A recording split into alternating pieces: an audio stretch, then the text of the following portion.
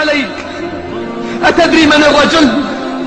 الرجل والله من إذا خلا بما يحب من المحرم وقدر عليه تذكر وتفكر وعلم أن الله يراه ونظر إلى نظر الحق إليه فاستحى من ربه. كيف يعصاه وهو يراه؟ كيف يعصاه وهو يراه؟ هيهات هيهات، والله لن تنال ولاية الله حتى تكون معاملتك له خالصة. والله لن تنال ولايته حتى تترك شهواتك وتصبر على مكروهاتك وتبذل نفسك لمرضاته. إن أقواما أحبهم فأحبوه واشتاق للقياهم فاشتاقوا إليه. رأى عبد الله بن عمرو الأنصاري ليلة أحد أنه يقتل فأوصى جابرا بأمه وأخواته خيرا. فقالت الأم: أين الملتقى يا أبا جابر؟ قال: الملتقى الجنة. فخرج يريد الموت ويتمناه فأعطاه الله ما تمنى مقبلا غير مدبر. فحزن عليه ابنه جابر فقال له النبي صلى الله عليه وسلم: والذي نفسي بيده ما زالت الملائكة تظله بأجنحتها حتى رفعت.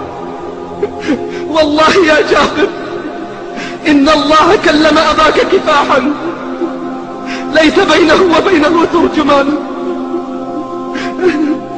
فقال: تمنى يا عبدي. فقال: تمنى أن تعيدني إلى الدنيا فأقتل فيك. قال: إني كتبت على نفسي أنهم إليها لا يرجعون. فتمنى يا عبدي. قال: ربي أن ترضى عني فإني قد رضيت عنك.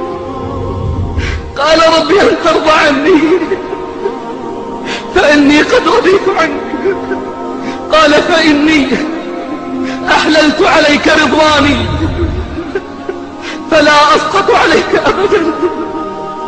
ثم جعل الله روحه وأرواح إخوانه الذين قتلوا معه في حواصل طير خضر ترد الجنة فتأكل من ثمارها وتشرب من أنهارها وتأوي إلى قناديل معلقة بالعرش حتى يرث الله الأرض ومن عليها. هذا ما توعدون لكل أواب حفيظ من خشي الرحمن بالغيب.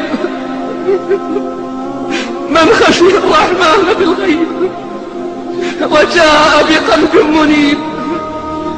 ادخلوها بسلام.